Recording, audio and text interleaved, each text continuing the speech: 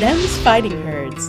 You know, the game that My Little Pony fans fell head over heels in love with after Hasbro tried to hit the original with a cease and desist hammer. Imagine the irreparable damage of pony best friends forever going WWE on each other. Well, if you had this one on your backlog or were waiting for a campaign mode, this may be tough to hear. According to their latest Steam update, Main 6 will be ceasing active development of the game. So what happened to Them's Fightin Herds, and why cancel it after making a great splash in the fighting game community? Answering that question is a little complicated. The first thing on the chopping block was story mode. It isn't too surprising to assume, they're putting in a lot of time into developing DLC characters. Maybe they haven't finished writing and structuring all the story chapters. But nope. Lauren Faust, the brains behind Gen 4 of MLP, and the hero who rescued the game from the executioner's axe thanks to creating a world's worth of lore, tweeted that the ink was dry and the story had been completely written from start to finish. To be fair, it's one thing to map out a plot, it's another to code and design it all. However, this still points to one of the biggest flaws leading up to the 1.0 release of Them's Fightin Herds: managing project scope. If you check out the original Indiegogo, the team made ambitious promises in exchange for tasty rewards. Rewards like an exclusive physical game print, custom fight sticks, and a video call with the core dev team, including Lauren Faust, encouraged backers to push the campaign past its stretch goals. To get a better understanding of what happened after the campaign, we're gonna have to dig through the dev blogs for the archaeological deep cuts. As each post popped up, it became clear that this horse wasn't ready to run. In a June 2018 post, over 6 months after the original planned release date, Main 6 revealed that pixel artists that were supposed to fill an unexpected staffing shortage hadn't even responded to emails saying they were hired. If you have to use a blog post to tell new employees to report for duty, you might as well cut them loose and look elsewhere. Surely after this it would be smooth sailing now, right?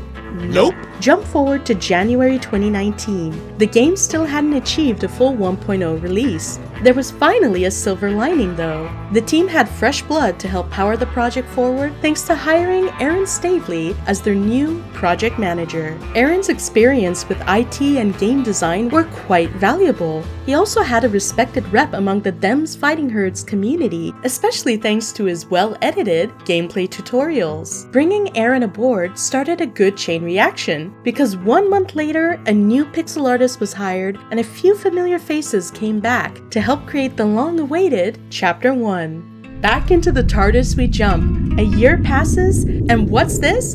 Version 1.0 is still not ready for prime time. To his credit, Aaron mentions that his motivation for joining Main 6 was to help his friends bring their dreams to reality. He also shared that even with 4 years of game dev experience under his belt, he was still learning the finer points of being a project manager. The candidness of this post is definitely a good thing, but it still wasn't enough to put things into hyperdrive. It isn't until April 30th, 2020, 2 years after the original proposed release date, that Them's Fightin Herds was brought out of early access and fans finally got to play Chapter 1 of the long-promised story mode. Quick pause. While there's still a lot of ground to cover about the game's cancellation, it's only fair to take a second to acknowledge the quality of Chapter 1. Execution-wise, the first chapter of story mode is actually great. The art style is pulsing with life, the mystery of the predator enemies reels you in, and you can tell that the fabulous Faust definitely placed her magic touch. In terms of gameplay, fighting mechanics are introduced cleanly, and the dungeon crawl sequences definitely triggered some core memories from my SNES days. As fun as it is to look at what could have been, it's time to come crashing back to reality. Post 1.0, it was Groundhog's Day all over again. Staff needed to be juggled around the project due to unexpected circumstances. New chapters of the story would need to be developed with the release of DLC characters like Shanty, and in between the occasional round of bug fixing, the team still needed to make sure backers would receive their promised rewards. Despite the situation looking as chaotic as a bull in a china shop, the fans and a certain publisher still embraced the team's fighting spirit.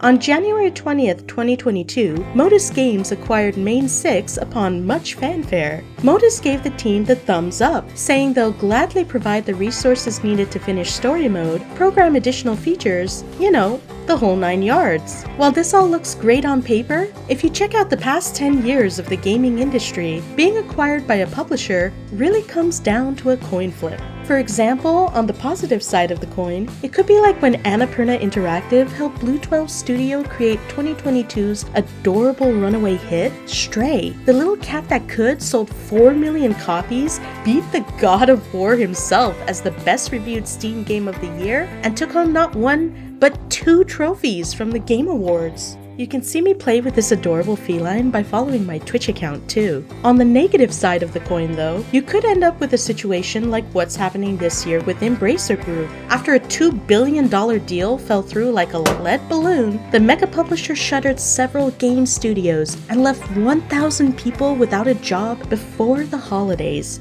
Yikes! These examples aren't meant to cast a good or bad light on the future of the relationship between Main 6 and Modus. After all, it's only been a week since this news has been revealed, and it's possible that Modus will use the talents of Main 6 on a fresh project. By January 2022, things were looking up, and the team was able to rally behind finishing the long-awaited feature known as Level 3 attacks. Level 3s are super/ultimate attacks that not only pack a big punch, but are animated with an amazing attention to detail. What's interesting though, in the middle of this success, another clue is dropped about some of what's going on behind the scenes. If a good portion of the staff were perfecting Level 3s, who did they have on story mode duty? This is where the devlogs start getting murky again. After the procession of patch notes and bug fix reports, another crumb surfaces in an October 2022 post. Toward the very end of the post, the team states that the efforts will be doubled up to complete additional story mode chapters, and the roster of characters would once again be expanded. Now looking over the post, I don't believe the team was making the error of committing to promises too early again. If you rewind back to the candid entry that Aaron made in 2019, he mentions that, from now on, we'll only be providing estimates when we're perfectly sure we can make the deadline. As in, it's done, and we're just performing final checks. So if we put on our theory hats for a second, it would appear that the plan was well on its way to working out. So why didn't it?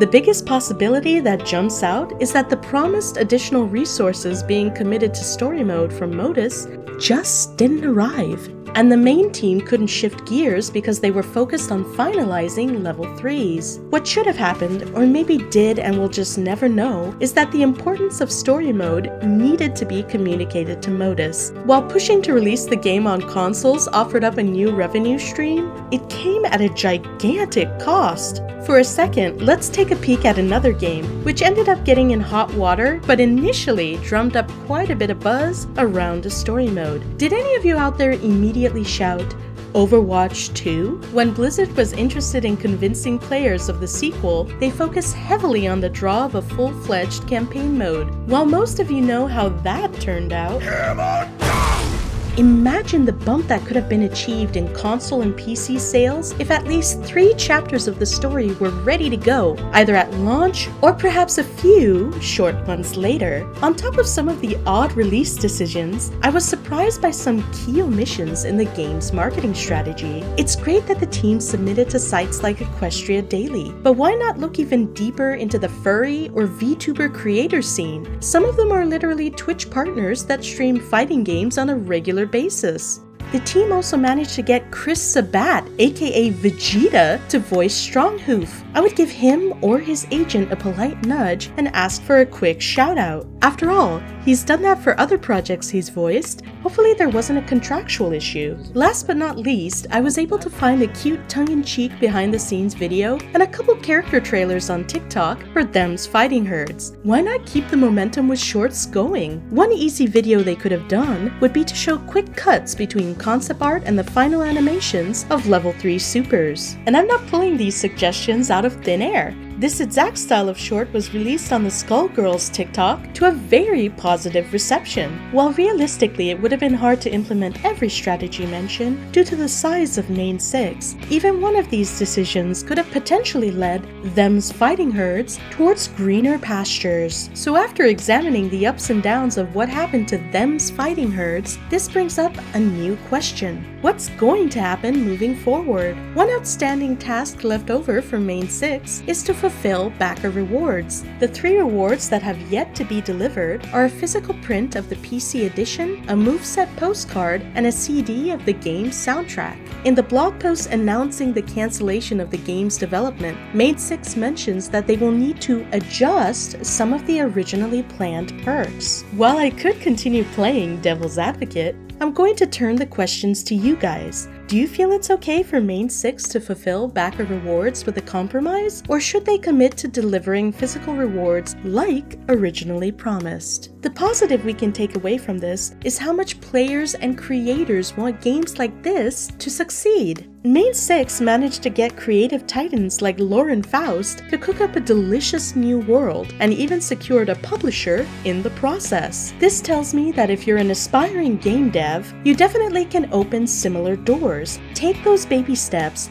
do a game jam or two, and most importantly, make sure to communicate and learn from other seasoned developers so you won't end up being in over your head. You definitely don't want to watch that video that just appeared next to my ear, and I better not see any of you place a paw on that subscribe button, or I'll make you regret it.